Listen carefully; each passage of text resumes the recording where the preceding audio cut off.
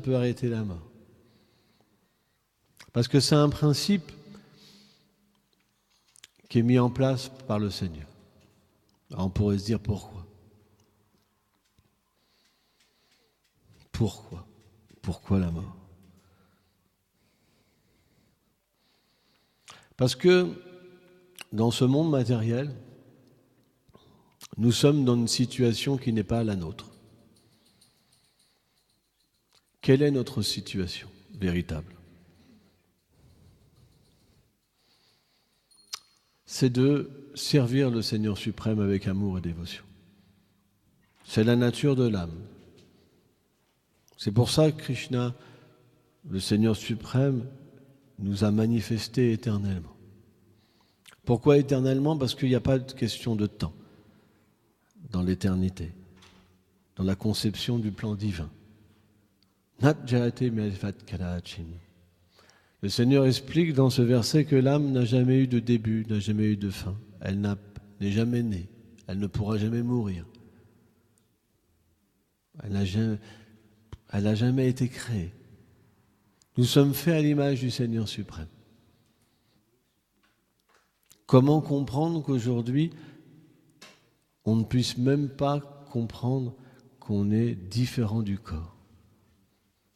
Et que on évolue, mais que l'âme, elle est éternelle.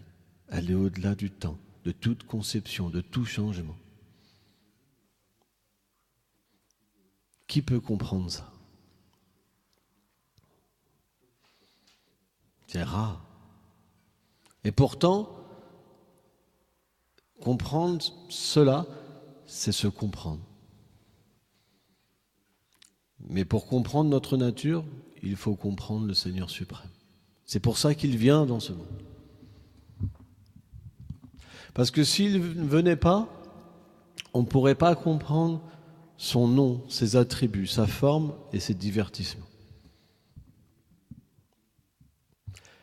Quand il dit qu'il vient donner le dharma, la religion, quel genre de religion c'est ? Est-ce que c'est pour atteindre le paradis ? La conception où, par exemple, les êtres qui adorent les ancêtres, ils veulent revenir avec leur famille. Vishwanath Chaitanya Thakur explique ça. Pitriloka. Ceux qui adorent les ancêtres, ils vont renaître dans leur prochaine vie avec leurs ancêtres. Et il explique quand le taux de leurs actes pieux finit, qu'ils reviennent sur la terre, ils renaissent dans la même famille, vie après vie. Donc ça existe. Quand vous voyez des religieux qui aspirent à renaître avec leur famille, c'est une réalité. Mais est-ce que c'est ça le but ? D'être attaché à des choses temporaires, à des gens qui sont dans l'ignorance et qui ne comprennent même pas qui ils sont, qui ne comprennent même pas leur relation éternelle avec le Seigneur suprême. Ils veulent simplement renaître dans l'ignorance à cause de leur attachement pour de nouveau être attachés à la même situation, vie après vie.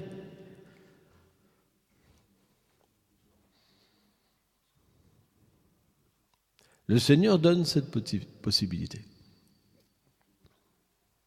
Et même d'atteindre des états d'existence plus élevés encore. Il y a des planètes des sages où les sages peuvent méditer sur la vérité absolue. Mais quand il vient sur la terre, alors il y en a qui vont se dire, mais comment c'est possible que Dieu vienne sur la terre ? Et pourquoi il ne viendrait pas sur la terre s'il est tout puissant ? Si tout émane de lui. Si tout repose sur lui comme des perles sur un fil, il contrôle tout. Pourquoi il ne peut pas venir ?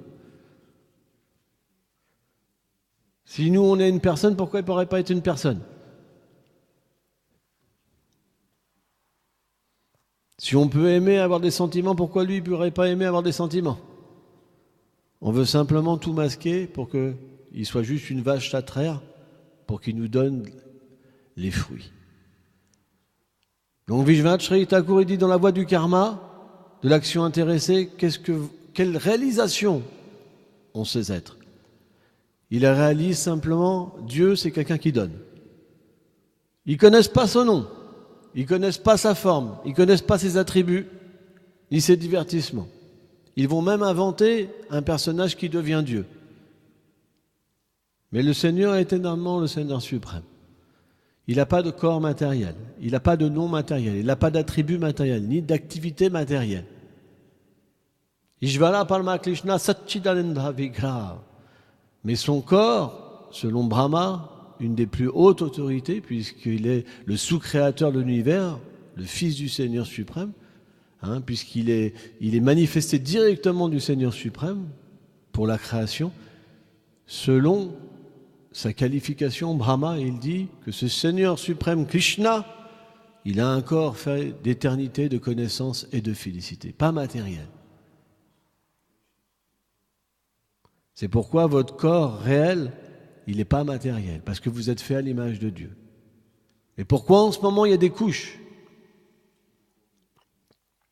C'est parce qu'on désire expérimenter l'indépendance de Dieu. Et comme ce n'est pas possible, parce que l'âme, elle ne peut pas, alors Krishna lui donne une situation pour combler son désir et pour complètement l'oublier. Et pourtant, il vient dans le cœur. Ishvara Sarvabhutanam, il vient dans le cœur accompagner les êtres vivants. Et ça, c'est quelque chose d'inconcevable. Donc, le véritable dharma, qu'est-ce qu'il explique ? Il explique notre situation dans l'éternité et aussi dans l'ignorance. Il donne une véritable compréhension scientifique de notre situation et comment en sortir. Mais les gens qui ne désirent pas en sortir,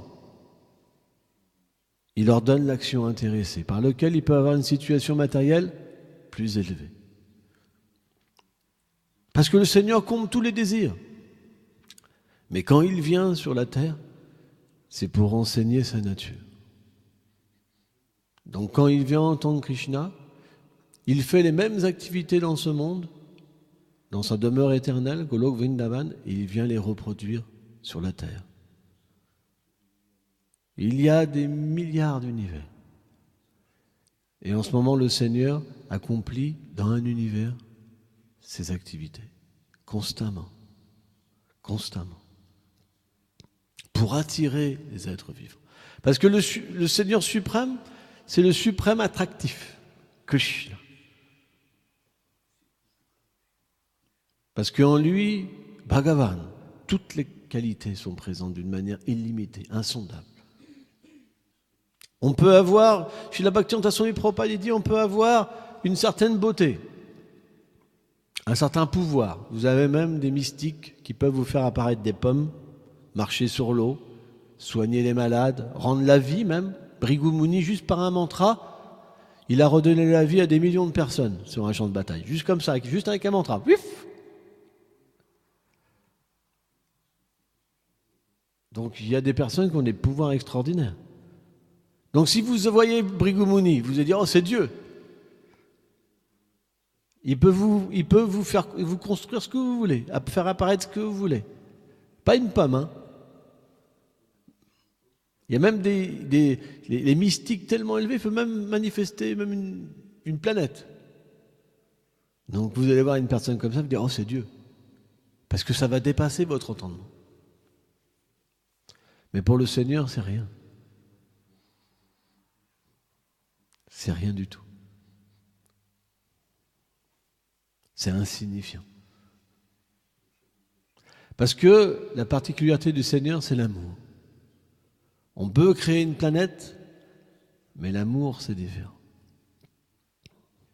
Parce que le Seigneur est la source de l'amour. Quand le Seigneur, il est venu énoncer la Bhagavad Gita, par exemple, il est venu nous donner des bases pour nous comprendre. Qu'est-ce que c'est l'abandon ? Quelle est la nature de son monde ? Mais sans véritablement donner un exemple. Parce qu'il n'y a que lui qui peut véritablement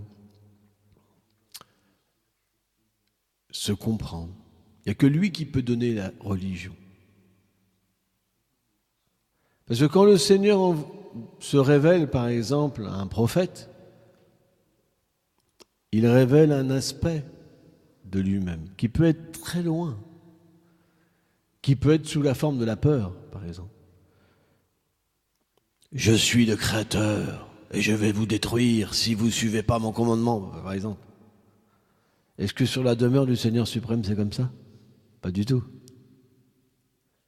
Mais pourquoi les choses se passent comme ça? C'est parce qu'il y en a, s'il n'y a pas le coup de bâton, ils font n'importe quoi. Il faut la peur pour qu'ils puissent se diriger correctement. Par exemple, dans une école,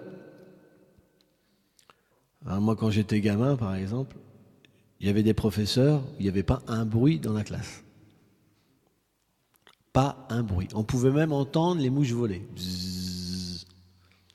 Parce que s'il y en a un qui faisait un bruit, ouf, il prenait un coup de règle sur les doigts, etc. Par contre, il y avait des professeurs, dès que ça commençait, c'était de la bataille, on leur jetait des craies, on leur mettait de la colle sur leur siège, parce qu'on savait qu'avec eux, c'était possible. Parce qu'il n'y avait pas de limite. On n'était pas encadré. Et de la même manière, pour qu'on puisse progresser spirituellement, pour commencer, un barbare, alors il pourra écouter s'il a peur. Et s'il a une compréhension du pouvoir de Dieu. Un barbare, si quelqu'un est plus fort que lui, il est prêt à baisser la tête. Mais il faut la force. Si vous allez voir un barbare avec de l'amour, c'est pas sûr que ça marche. Je parle un vrai barbare, parce qu'on n'en connaît pas en France. Quelqu'un qui peut vous couper la tête sans rien ressentir. Juste comme ça avec un couteau. J'ai vu une vidéo l'autre jour, je me rappelle. Un enfant de 8 ans qui coupait la tête à quelqu'un. 8 ans. Devant ses parents. Devant son père. 8 ans. Alors je me dis, mince, ça doit être du cinéma. En fait, c'était pas du cinéma, c'était une vraie vidéo. Et j'en ai vu une autre, là, il n'y a pas longtemps. Ils venaient avec un couteau, ils avaient attaché le gars avec les mains derrière, ils commençaient par lui couper les oreilles, le nez. Juste comme ça, hein. Juste comme si vous coupez un légume. Hein. Et après, ils commençaient à lui tailler le corps pour qu'il souffre. Donc, ils lui enlevaient les pectoraux, tout ça. Waouh. Les mains, les avant-bras. Waouh. Pas de problème. Et pourtant, c'était des croyants. Donc, on peut adorer Dieu dans l'ignorance, dans la passion, dans la vertu, la transcendance aussi. Mais quand on adore Dieu dans l'ignorance, de cette manière-là, c'est pas que le Seigneur est satisfait avec nous. Le Seigneur n'accepte pas cette adoration. Mais bon, pour revenir, c'est que des gens qui ont ces tendances-là, s'ils sont bien aiguillés quand même, là c'est des gens qui sont mal aiguillés, ça veut dire qu'ils sont aiguillés par des gens qui ont dévié de la voie de l'amour. Mais s'ils sont bien aiguillés, ils ont besoin de la peur. Ils ont besoin d'être encadrés par quelque chose qui est supérieur. Ils pourront changer avec la peur. Mais la peur, ça veut dire qu'il n'y a pas de compréhension de la demeure du Seigneur suprême. Parce que la demeure du Seigneur suprême, elle est amour. Il n'y a pas de peur. Donc il faut comprendre que le Seigneur s'adresse à différents niveaux d'êtres vivants. Parce que la conscience, elle évolue. C'est pour ça qu'on a besoin, en une vie, c'est très difficile d'atteindre la perfection en une vie. Regardons par exemple, combien de temps nous pratiquons. Il y en a qui n'arrivent même pas à chanter tous les jours, ni à offrir leur nourriture tous les jours.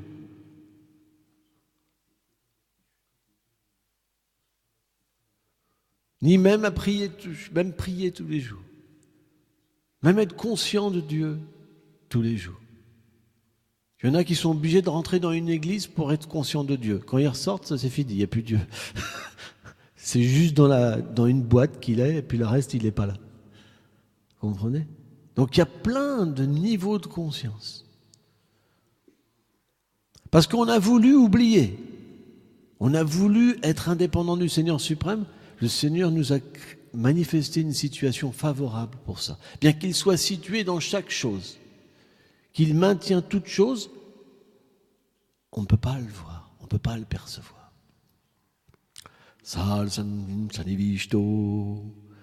Parce qu'il est le suprême mystique. Il peut se révéler comme se cacher. Il peut donner le souvenir du lien qu'on a avec lui, comme il peut le couvrir. Parce qu'il est tout puissant. Mais nous, est-ce que nous sommes tout puissants? Non. Parce que quand on a décidé de tourner le dos au Seigneur suprême, on n'a pas le pouvoir de véritablement par nous-mêmes changer cette situation. On a besoin de son aide. C'est pour ça que l'ignorance, avidya shakti, qui recouvre l'âme conditionnée, elle ne peut être changée que par la connaissance. C'est pourquoi quand le Seigneur vient, il donne la connaissance sur sa personne. Et naturellement, il doit montrer l'exemple aussi. C'est pour ça que après Krishna, qu'il vient dans le Dwapara Yuga, ce même Seigneur revient en tant que Krishna Chaitanya, Chaitanya Mahaprabhu, dans une forme qui est merveilleuse.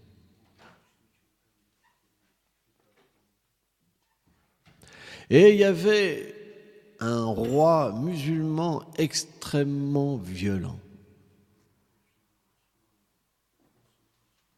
Extrêmement violent.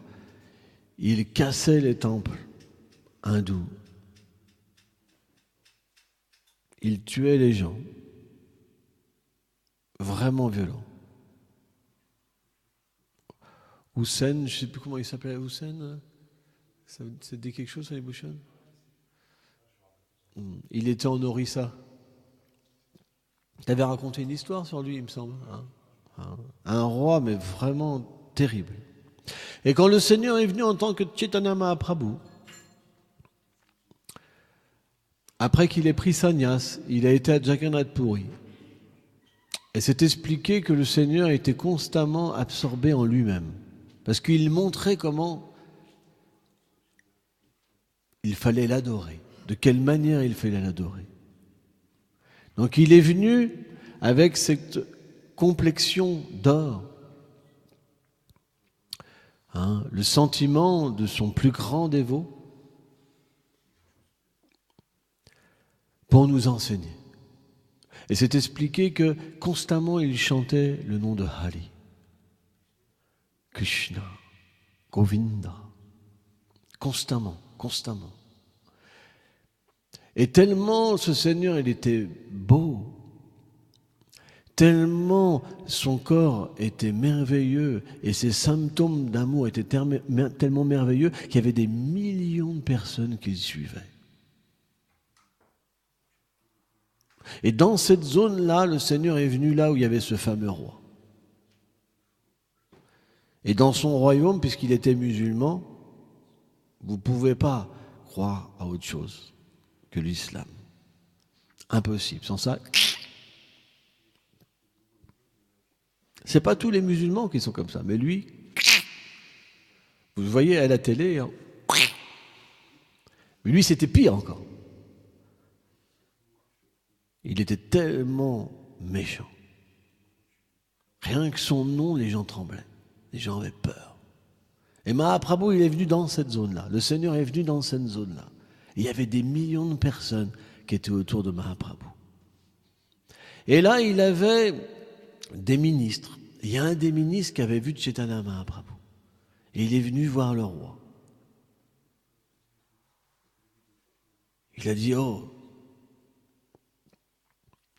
j'ai vu quelque chose de particulier. J'ai vu un sannyasi. Il était haut de taille, tellement beau. Il avait des yeux pareils au lotus. Ses mains étaient rougeâtres, comme de la forme de lotus. Il avait un cou comme un lion et un torse comme un éléphant. Quand il marchait, C'était comme il était ivre d'un amour illimité. Et quand il pleurait, c'était tellement merveilleux. Il chantait, il y avait des millions de personnes qui l'accompagnaient. Il ne dormait pas, il ne mangeait pas, il ne buvait pas. Et les millions de personnes, ils avaient oublié qui ils étaient, ils ne mangeaient plus, ils ne dormaient plus, ils ne buvaient plus. Il dit, j'ai jamais vu quelque chose comme ça. Toute votre région flotte dans l'amour de Dieu. Qui peut être cette personne? Il est aussi beau que Cupidon. Même Cupidon, c'est rien. Il a fait toute une description tellement merveilleuse des dents de Mahaprabhu. Et quand le roi, il entendait ça, il goûtait du nectar. Ça lui avait jamais arrivé. Il goûtait le nectar. Harikata. Parce que ce qui peut véritablement délivrer les êtres vivants, c'est les descriptions du Seigneur suprême, de sa forme, de son nom, de ses attributs, de ses divertissements. Et là, il écoutait. Il a ressenti un tel changement de cœur. Et là, il a dit, laisse-le faire ce qu'il veut. Vous vous rendez compte?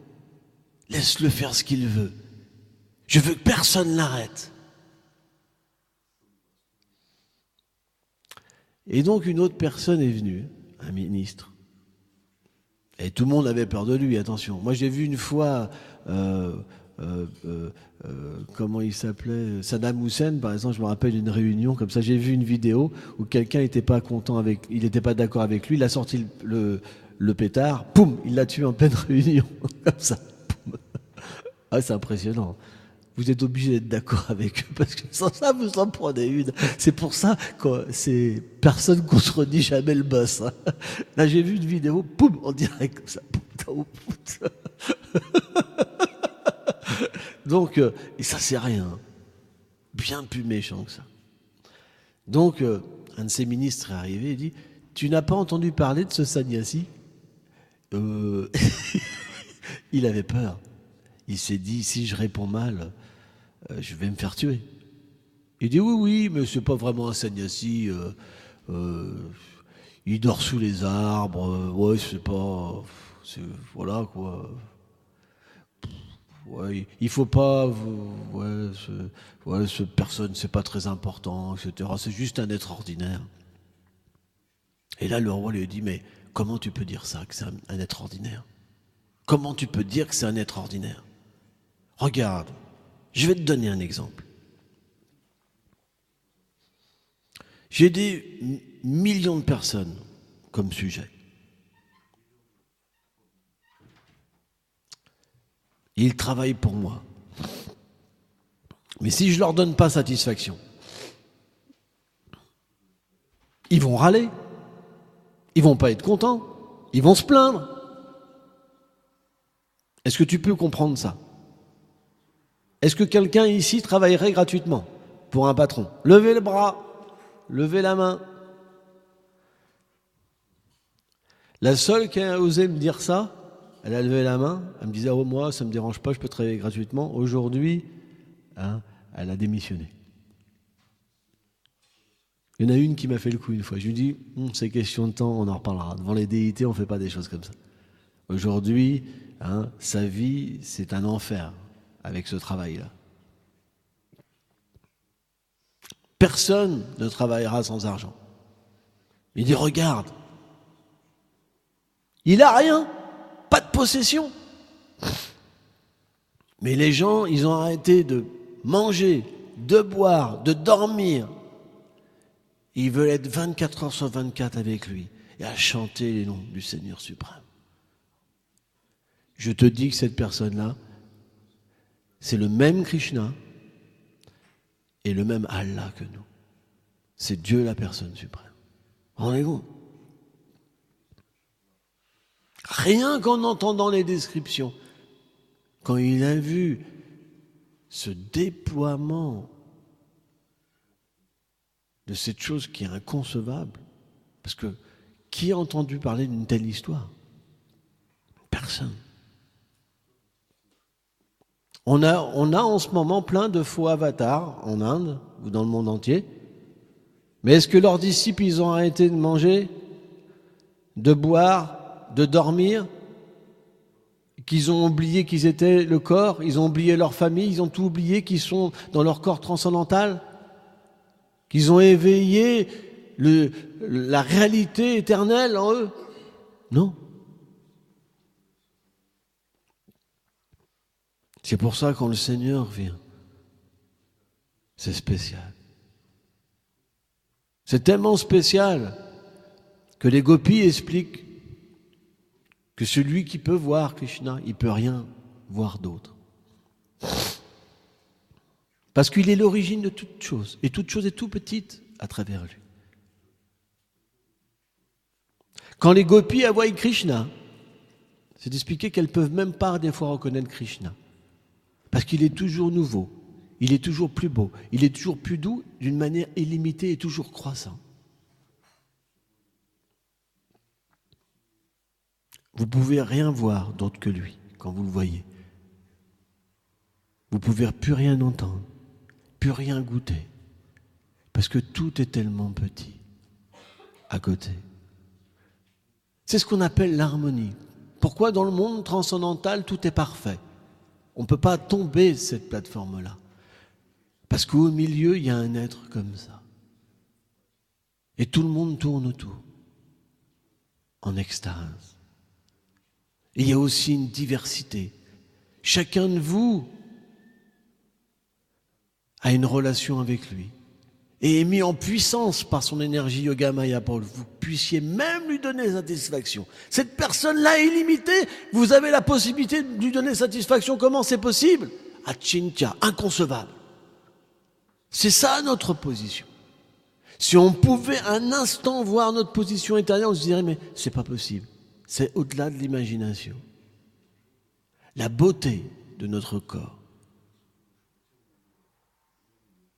la profondeur de nos sentiments et le rôle que Krishna nous donne, c'est quelque chose qui est inconcevable.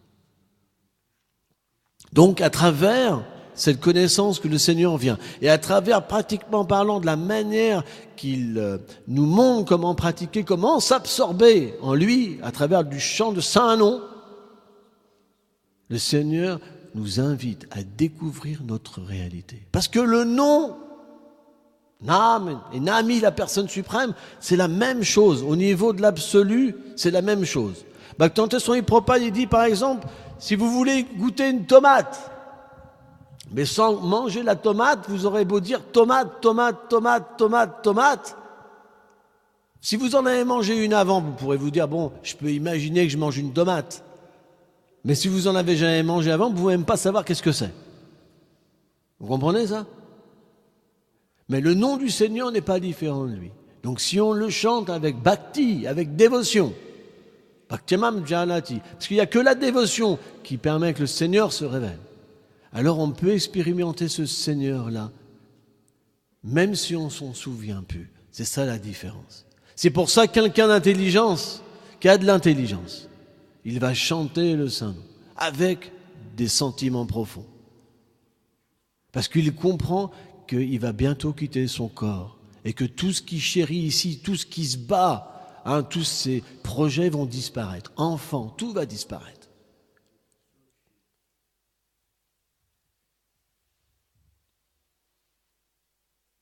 Tout disparaîtra.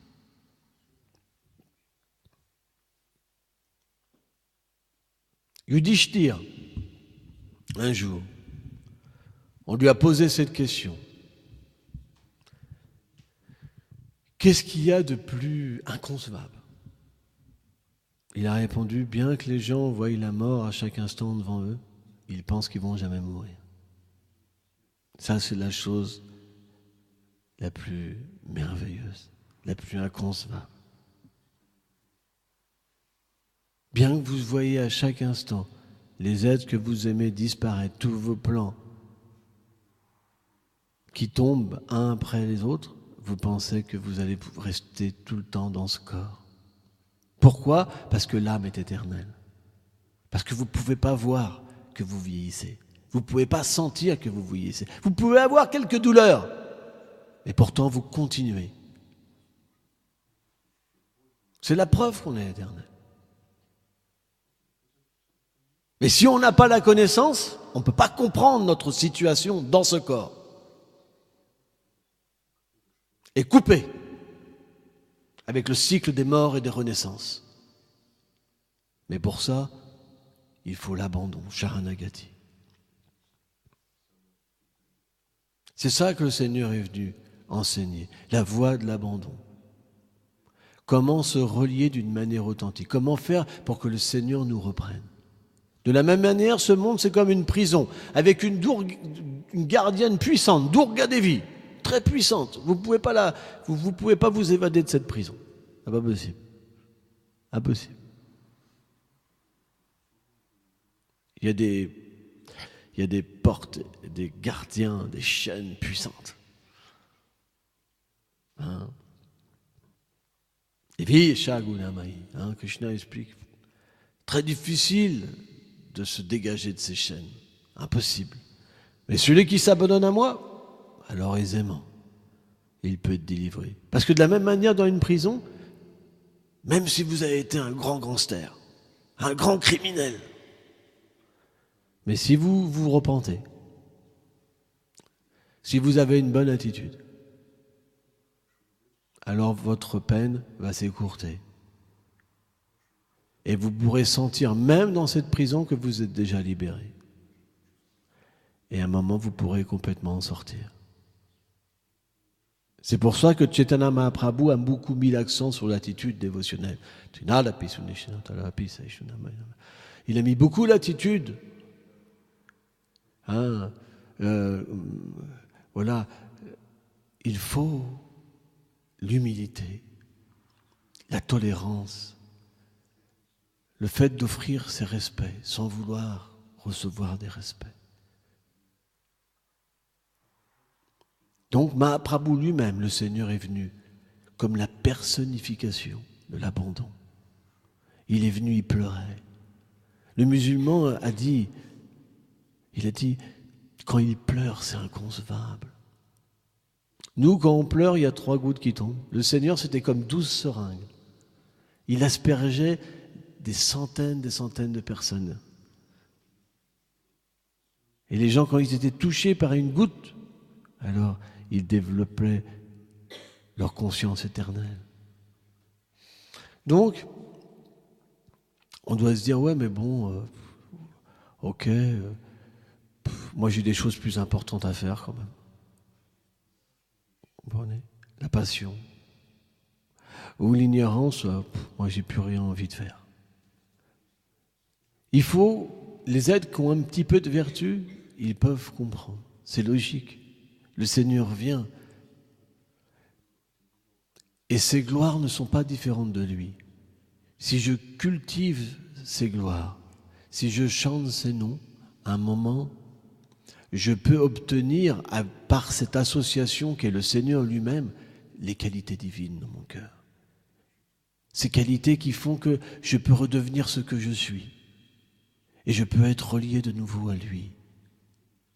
Je n'aurai pas simplement une vie comme l'animal.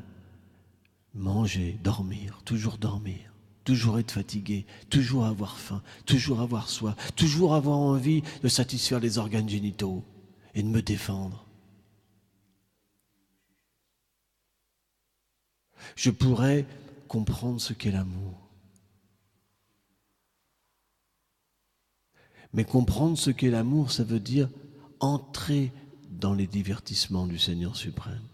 Parce que ce qu'on appelle l'amour dans ce monde, Kamaesha, Kutacha, c'est simplement la concupiscence.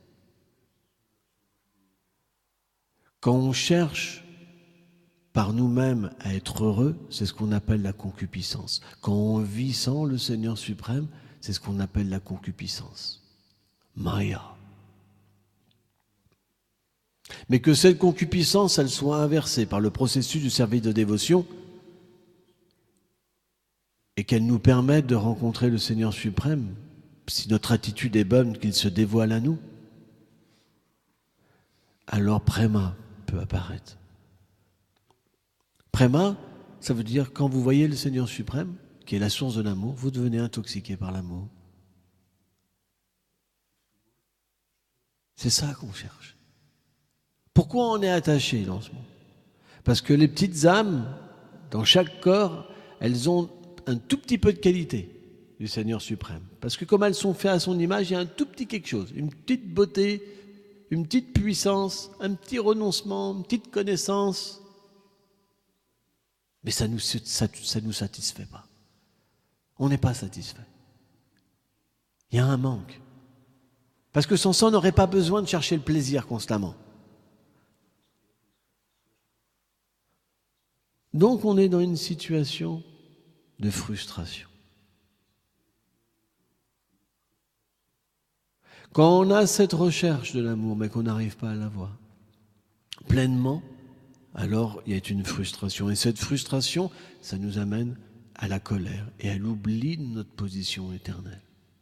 C'est pourquoi le Seigneur vient donner la connaissance. C'est pourquoi il vient lui-même montrer l'attitude qu'on doit avoir.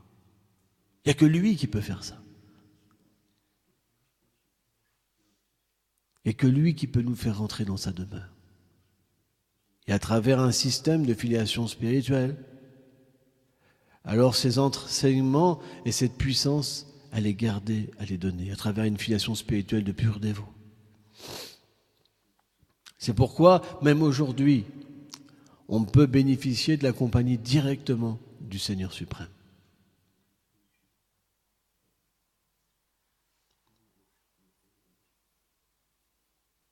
Mais si on a de l'ignorance en nous, quand on va entendre les gloires du Seigneur, on a envie de dormir.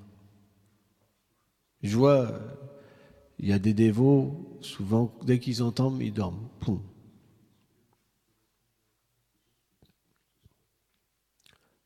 L'ignorance ne permet pas de comprendre le Seigneur suprême, ni la recherche d'une position dans ce monde, ni de richesse. C'est pourquoi la seule chose qui puisse nous ramener dans la demeure du Seigneur, c'est le désir. Et ce désir de vouloir être avec lui, ce désir de vouloir l'aimer, ce désir d'avoir cette compagnie de cette personne si merveilleuse, elle va tout remplacer. Parce qu'il est l'origine de tout. Si on a eu plaisir de dire à quelqu'un « je t'aime », si on a eu plaisir à révéler notre cœur, d'échanger des camaraderies, de faire des voyages avec quelqu'un, que dire avec cette personne qui est l'origine de tout? On pourrait avoir la même position, mais des milliards de fois supérieure. C'est une expérience. C'est d'expliquer que si on chante sans offense, avec la bonne attitude, l'expérience se manifestera. C'est simplement parce qu'on n'a pas envie. On n'a pas envie. On n'a jamais essayé. Parce qu'on n'a pas envie. Ce n'est pas notre motivation. Notre motivation, elle est avec nos enfants.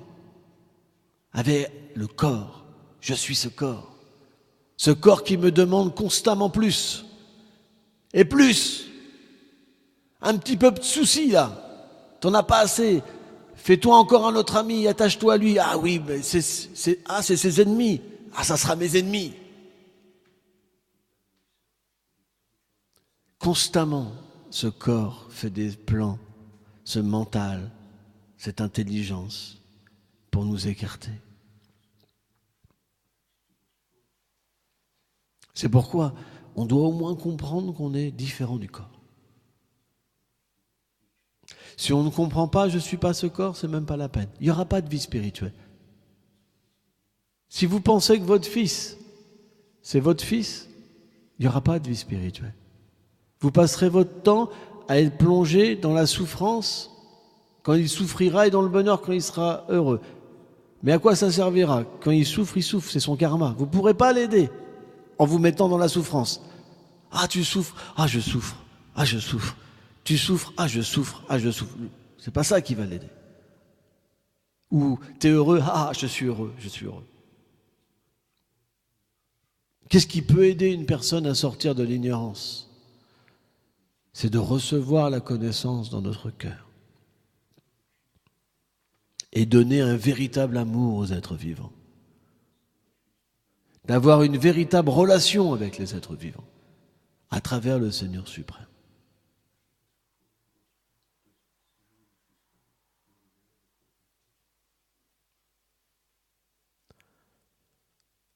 On doit comprendre ce qu'est l'amour. C'est notre but.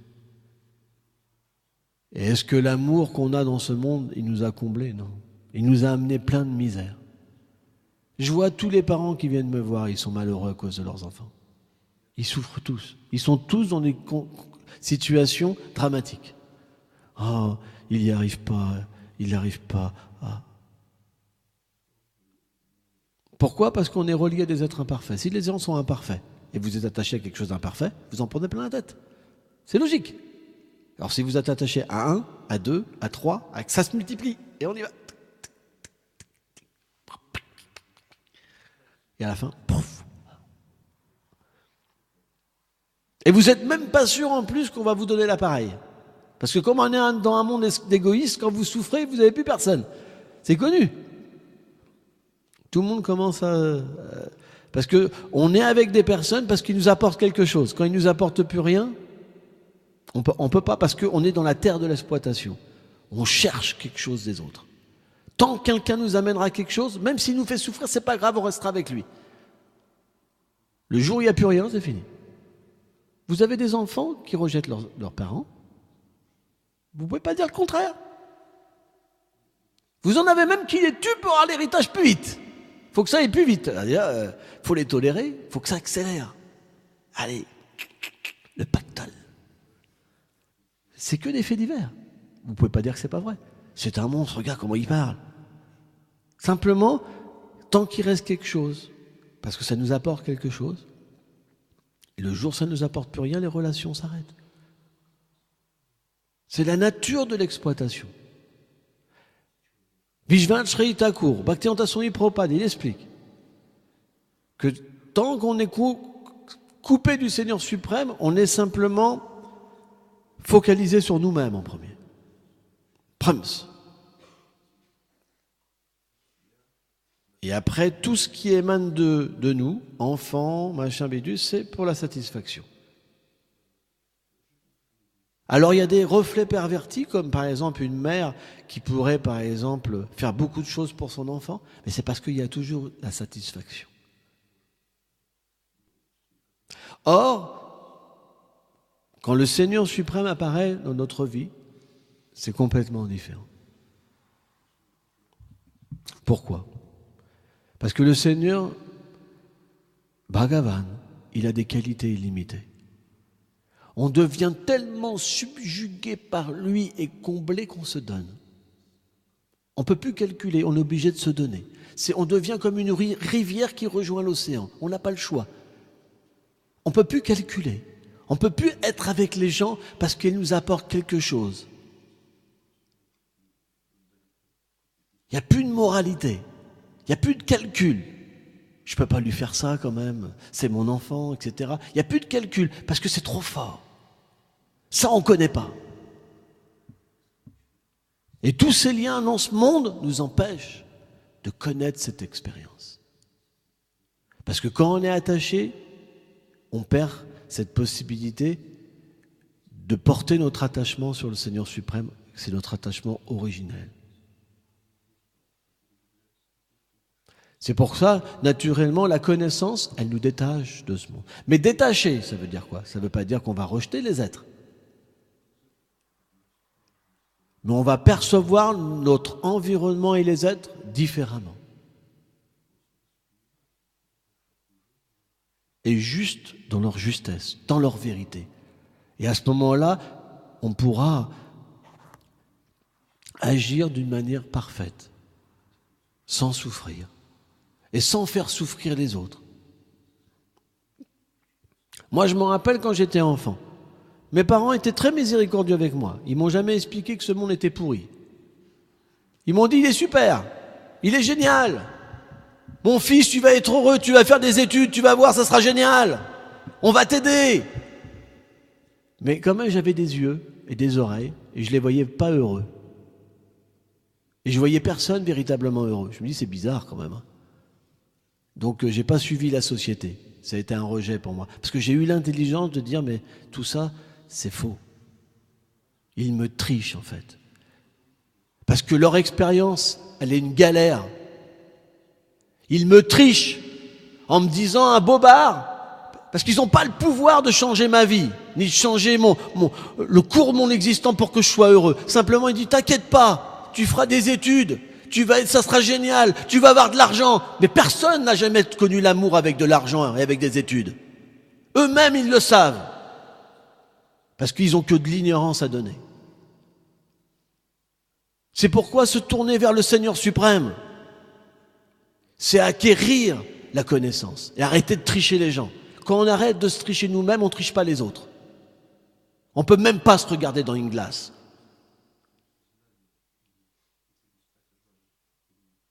Tout ce qu'on est obligé de faire pour ce tas de mensonges qu'est le corps,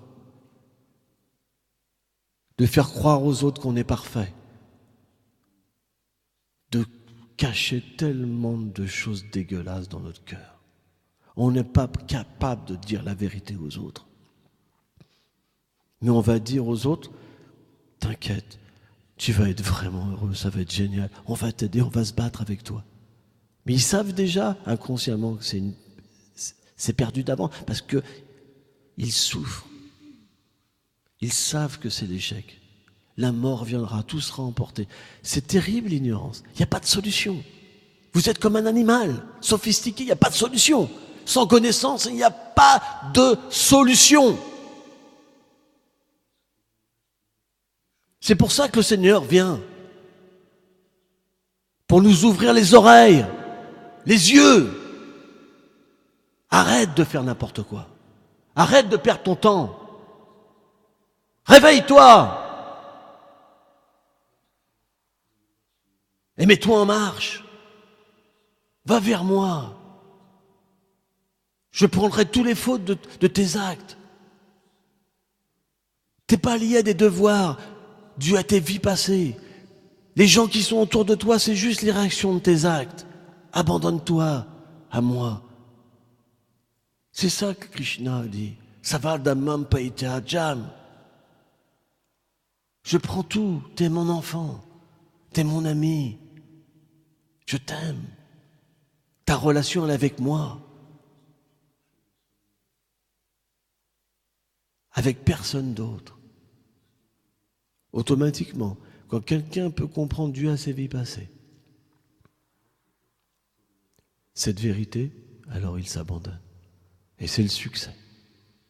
Peu importe ce que les gens disent derrière. Il baigne dans la félicité. Golpe Mande.